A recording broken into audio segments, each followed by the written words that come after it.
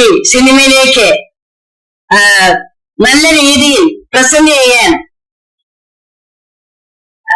ഞങ്ങൾക്ക് കഴിവ് പകർന്നു തരുന്ന സംവിധായകന്മാര് ഞങ്ങളുടെ ഈ സിനിമയിലെ കുടുംബസ്ഥൻ എന്ന സിനിമയിലെ സംവിധായകൻ രാജേഷ്, പ്രസന്ന എന്നെ തേടി മലയാളത്തിലെത്തി ഒരമ്മ വേണം, അവിടെ വന്ന് എന്നെ കണ്ടപ്പോ എന്റെ കഥാപാത്രം ആറ്റാകുന്നു തോന്നുന്നു എന്ന് പറഞ്ഞപ്പോ തന്നെ എനിക്ക് ഒരിഷ്ടം തോന്നി.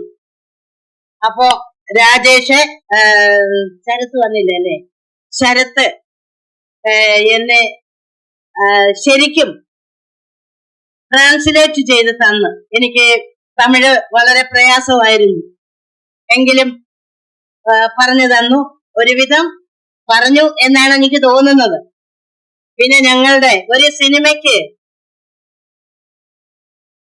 കഥാകൃത്ത് മെയിൻ ആളാണ്. കാരണം തൂലികത്തുമ്പിലൂടെ എഴുതി വെക്കുന്ന നല്ല കഥ, നല്ല കഥാപാത്രങ്ങൾ ഉണ്ടെങ്കിൽ മാത്രമേ ഒരു സംവിധായകന് അതിന് ജീവൻ പകർന്നു കൊടുക്കാൻ പറ്റൂ ആർട്ടിസ്റ്റുകൾക്ക്.